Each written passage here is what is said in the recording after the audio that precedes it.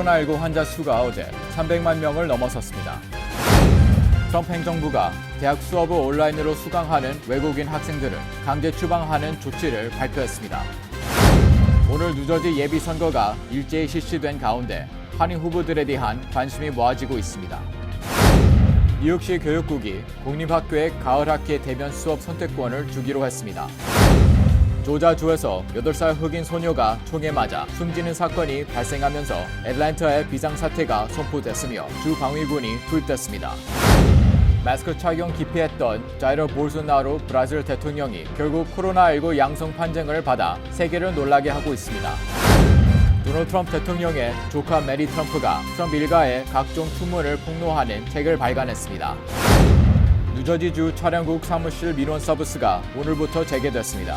코로나19 사태 전과는 달리 민원 서비스가 제한적으로 이뤄지는 만큼 주의가 요구되고 있습니다.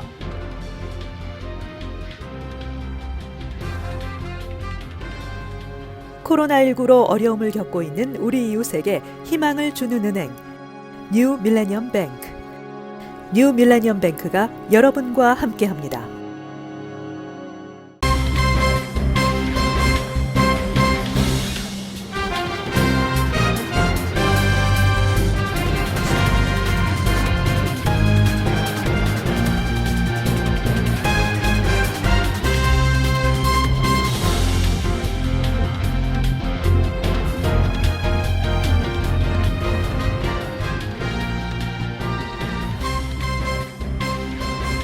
시청자 여러분 안녕하십니까? KBTV 뉴스9 이창원입니다. 안녕하십니까? KBTV 뉴스9 전상입니다.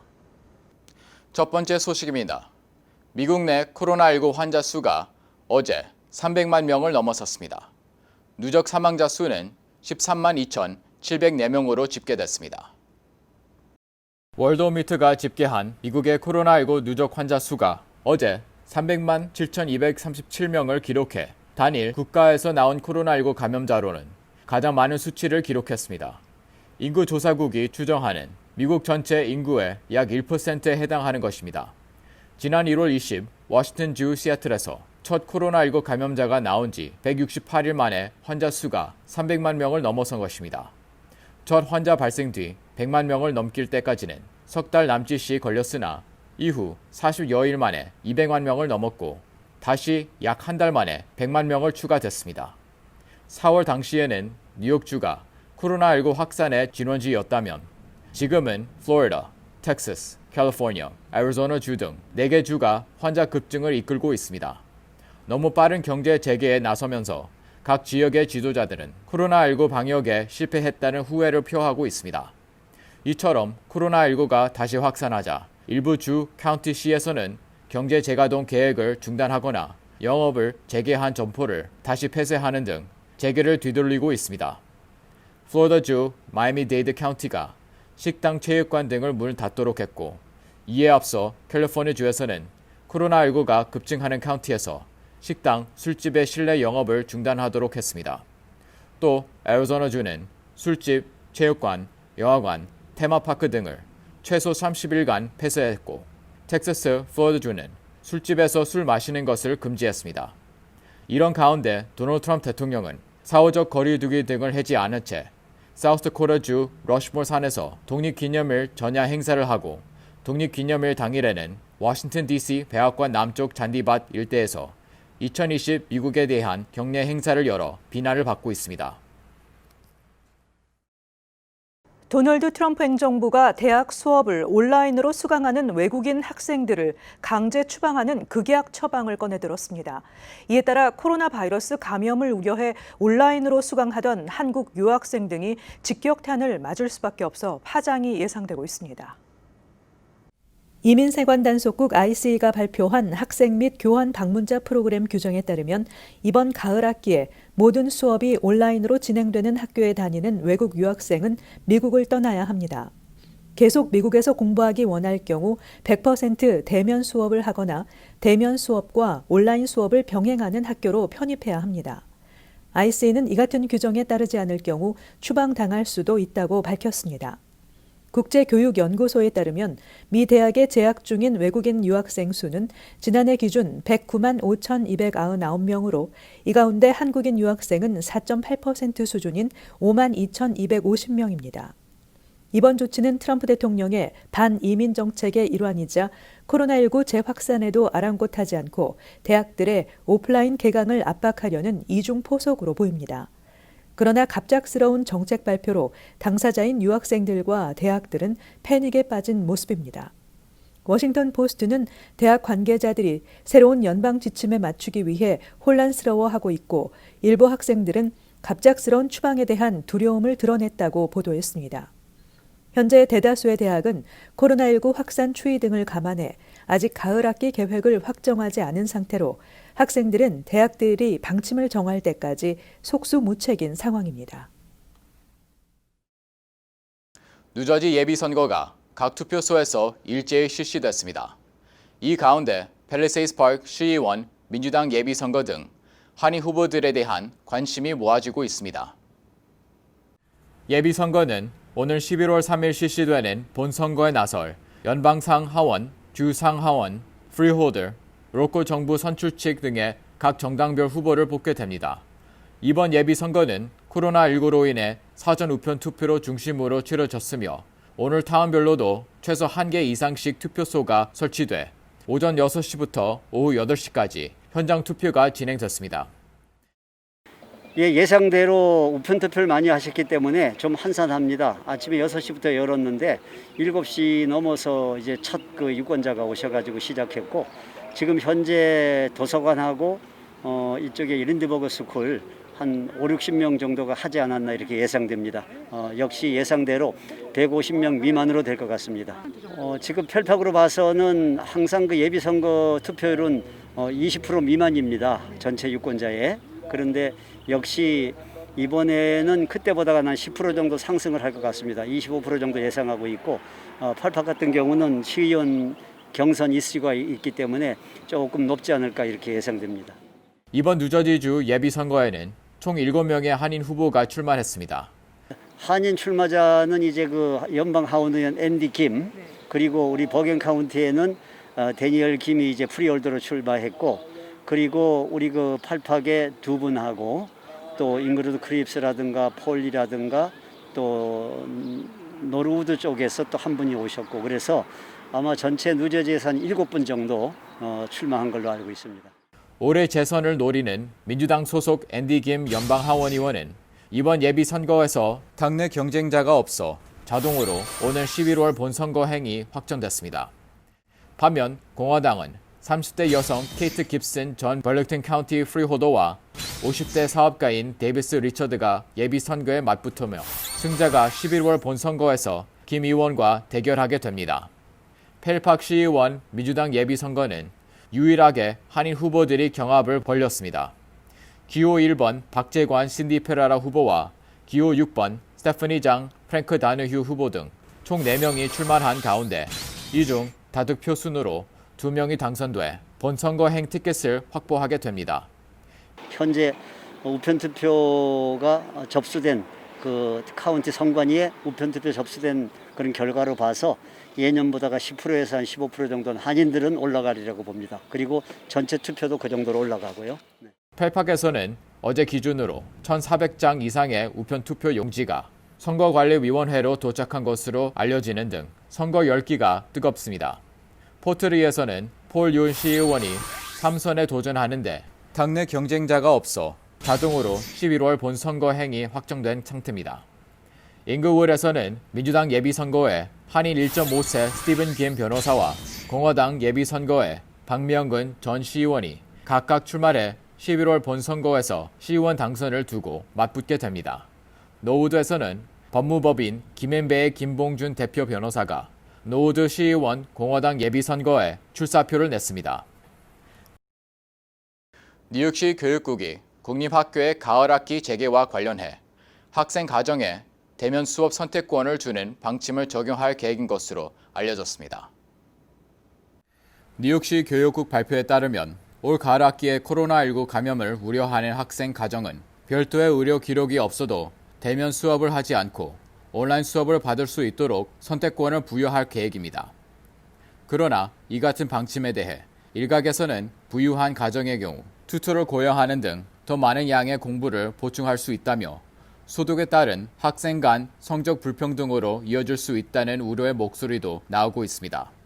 한편 시교육국은 교실 내 최대 수용 인원을 연방질병통제예방센터의 가이드라인에 따라 3분의 1 수준으로 유지할 계획이라고 알려졌습니다. 한편 앤드루 쿼모 뉴욕 주지사가 뉴욕시 공립학교 9월 가을학기 등교 수업 재개 여부에 대해 아직 결정된 것이 없다고 밝혔습니다. 쿼모 주지사는 어제 뉴욕시 공립학교 재개 여부는 주 정부의 결정권이 있다고 강조하며 계속해서 관련 데이터를 검토할 것이며 데이터를 근거로 결정을 내리겠다고 말했습니다. 이런 쿼모 주지사의 발언은 빌 드 블라시오 뉴욕시장이 지난 2일 뉴욕시 공립학교가 올 9월 시작되는 가을학기부터 등교 수업을 재개한다고 확정 발표한 것에 배치되고 있습니다. 조지아주에서 8살 흑인 소녀가 총에 맞아 숨지는 사건이 발생하면서 애틀랜타에 비상사태가 선포됐으며 주 방위군이 투입됐습니다. CNN 등에 따르면 브라이언 캠프 조지아 주지사는 치안 유지를 위한 비상사태를 선포하고 주의회 의사당과 주지사 관저 등의 경비와 지역 순찰을 위해 최대 1,000명의 주 방위군을 투입하는 것을 승인했습니다. 조지아주 주도인 애틀랜타에서는 지난 독립기념일 연휴 때 수십 건의 총격 사건이 발생해 5명이 사망하고 20여 명이 부상을 입었습니다. 특히 독립기념일인 4일에는 8살 흑인 여자아이 세코리아 터너가 엄마와 함께 차에 타고 있다 괴한이 쏜 총에 맞아 숨졌습니다. 2명 이상으로 추정되는 범인은 아직 잡히지 않았습니다. 이 사건과 관련해 케이샤 랜스 보텀 애틀랜타 시장은 기자회견을 열고 범인 체포를 위한 제보를 요청하면서 현상금으로 $10,000를 내걸었습니다.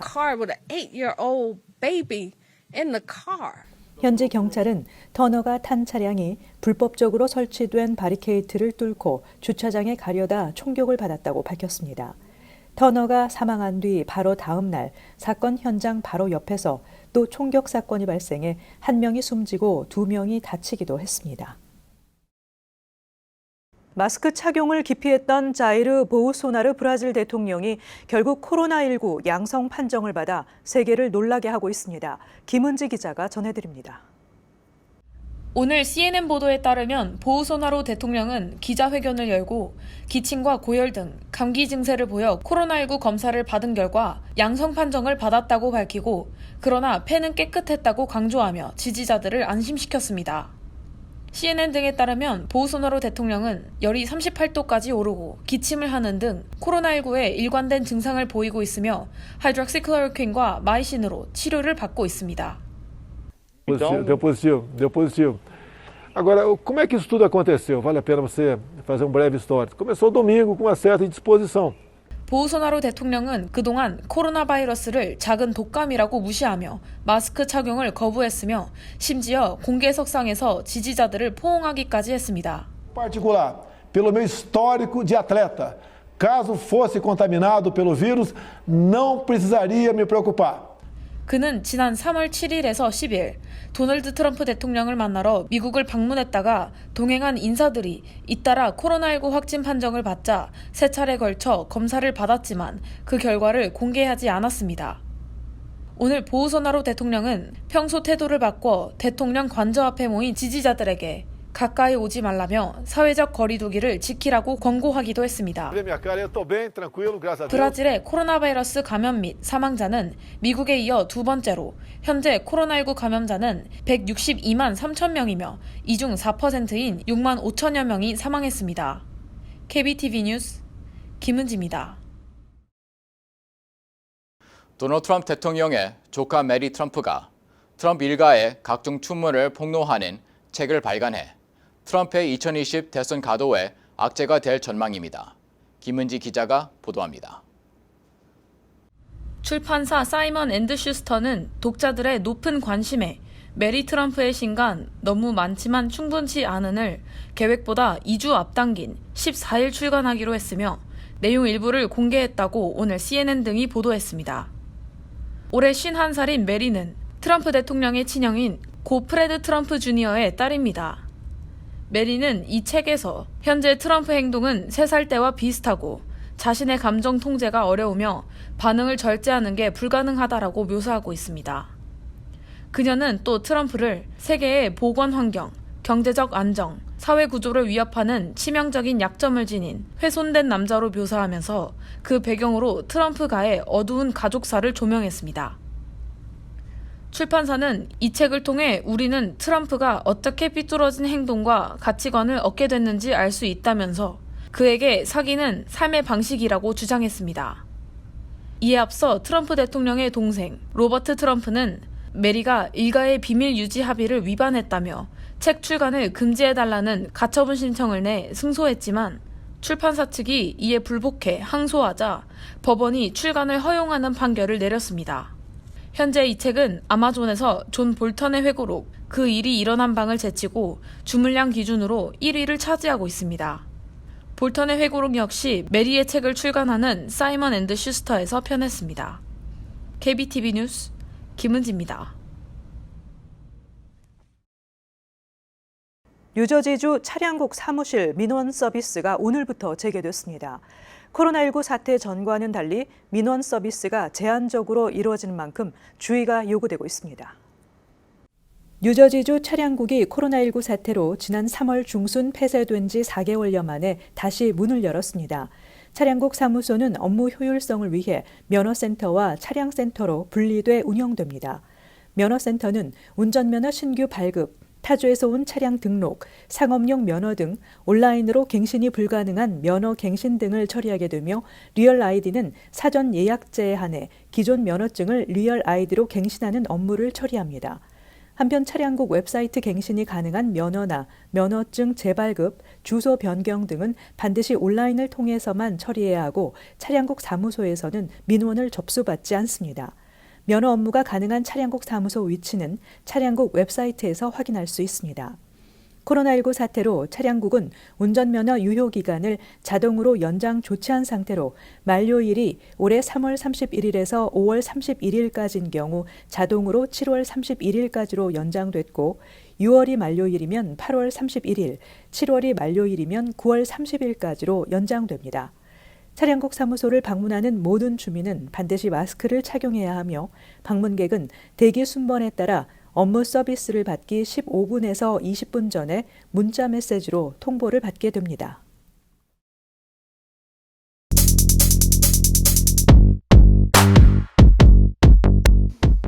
오늘 주 일간지 소식입니다. 뉴욕타임스 먼저 보겠습니다.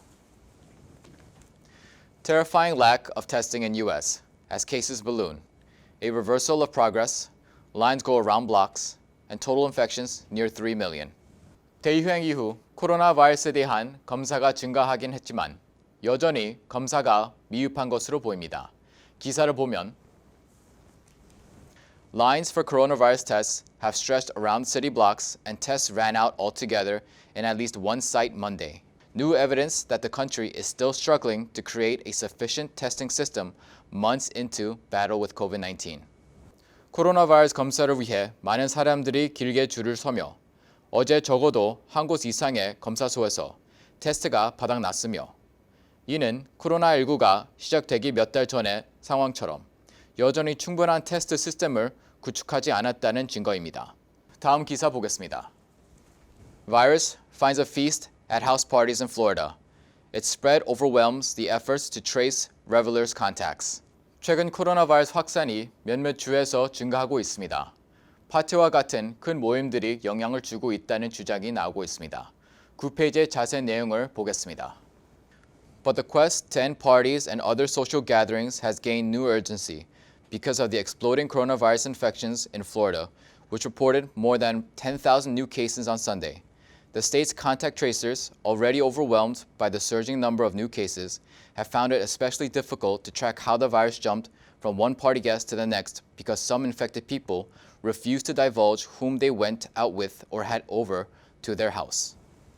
플로리다에서는 코로나 바이러스 폭증으로 1만 건이 넘는 신규 감염자가 발생했기 때문에 파티와 친목 모임을 규제하는 방안이 새로운 초점이 되고 있습니다. 주 정부의 역학 추적자들은 이미 급증하고 있는 새로운 케이스를 감당하지 못하고 있는데 특히 확진자들이 누구와 접촉했는지를 밝히기를 거부하고 있어 파티를 여는 사람들에 대한 바이러스 추적이 어렵다고 밝혔습니다. 그 옆에 있는 기사를 보겠습니다. De Blasio plots limited return to classrooms, balancing safety with educational needs.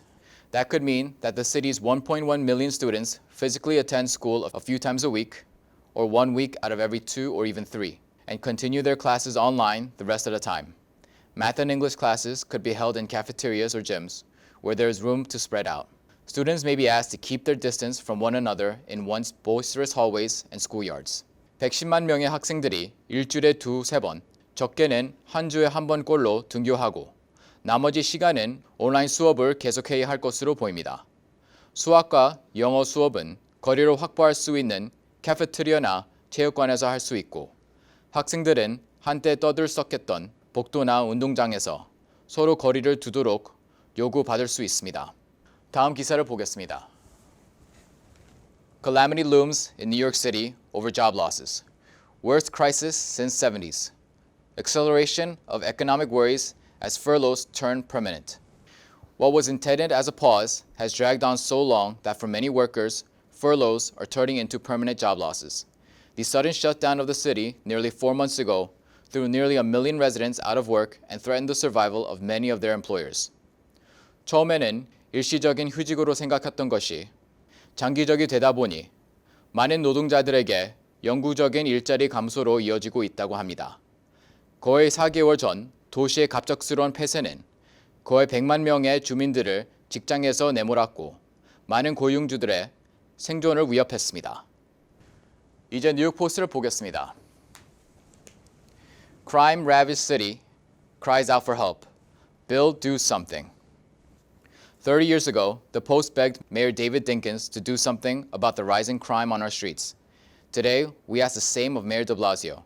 After a weekend where 10 were killed and more than 40 shot in our city, it's time to defend and aid the NYPD. 30년 전 뉴욕 포스트가 데이비드 딩킨 시장에게 거리에서 증가하고 있는 범죄에 대해 뭔가 조치를 취해달라고 요구했습니다. 이번에는 데블라지오 시장에게 똑같이 요구합니다. 지난 주말에 뉴욕시에서 10명이 사망하고 40건의 총격 사건들이 발생하는 등 범죄가 많아지면서 뉴욕 포스트는 이제는 뉴욕 경찰에게 힘을 실어줘야 할 때라고 요구하고 있습니다. 지금까지 주요 신문 헤드라인이었습니다. 블룸버그 통신에 따르면 노바백스는 연내 코로나19 백신 유통을 목표로 미 행정부가 추진 중인 초고속 작전 프로그램에 따라 16억 달러 규모의 자금을 지원받게 됐다고 밝혔습니다. 노바백스는 성명에서 지원금으로 다음 임상시험을 진행하고 가능한 한 연말까지는 1억 회의 투여분을 생산하게 될 것이라고 밝혔습니다. 명문대 하버드와 프린스턴 등이 오는 가을부터 재개되는 새 학기에 수업을 모두 온라인으로 진행한다고 발표했습니다. 또 캠퍼스 내 기숙사 등에서 숙식을 할 수 있는 학생의 숫자를 전체의 40%로 제한한다고 밝혔습니다. 러커스 대학도 실험실 수업 등 일부를 제외하고 대다수의 수업을 온라인으로 진행하며 캠퍼스 내 거주는 극도로 제한할 것이라고 밝혔습니다. 코로나19 재확산 우려에도 불구하고 질병통제예방센터가 학생 등교 재개를 위한 지침 마련에 나섰다는 보도가 나왔습니다.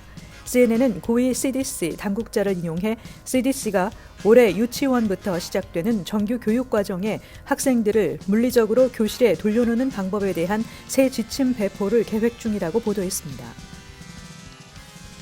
더치스와 오렌지, 푼남, 라클랜드, 설리반, 올스터, 웨체스터 카운티 등 7곳이 포함된 미드 허드슨 밸리 지역이 오늘부터 4단계 정상화에 돌입했습니다.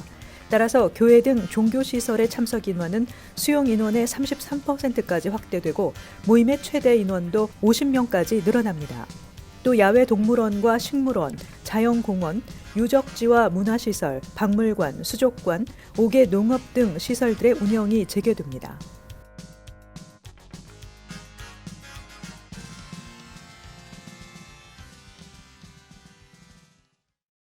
잠시 후 커뮤니티 브리핑을 전해드립니다.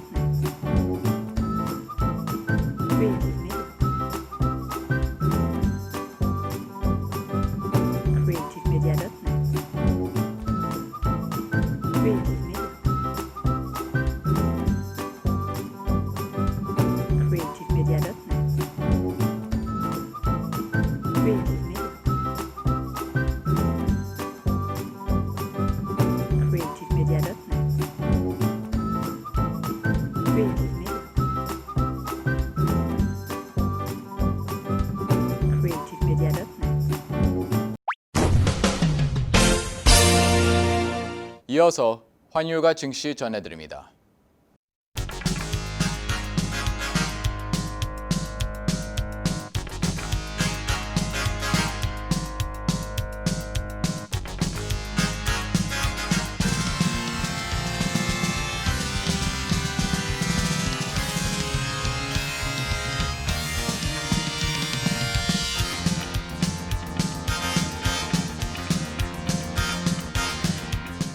잠시 후 뉴욕과 뉴저지 날씨 전해드립니다.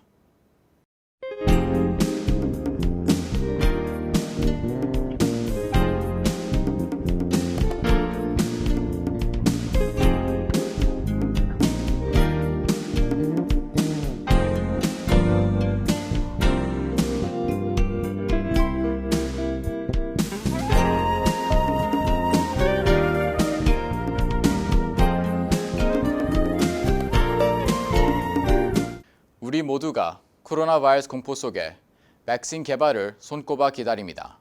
하루빨리 백신도 개발돼야겠지만 우리가 지켜야 할 것을 꼭 지키는 것도 무엇보다 중요합니다. 날이 갈수록 마스크 착용이 얼마나 중요한지 강조되고 있습니다. 무심코 지나칠 수 있는 생활 지침 잊지 말아야겠습니다. 오늘도 KBTV 뉴스9을 시청해 주신 여러분 고맙습니다. 편안한 밤 되시기 바랍니다. 코로나19로 어려움을 겪고 있는 우리 이웃에게 희망을 주는 은행, 뉴 밀레니엄 뱅크. 뉴 밀레니엄 뱅크가 여러분과 함께합니다.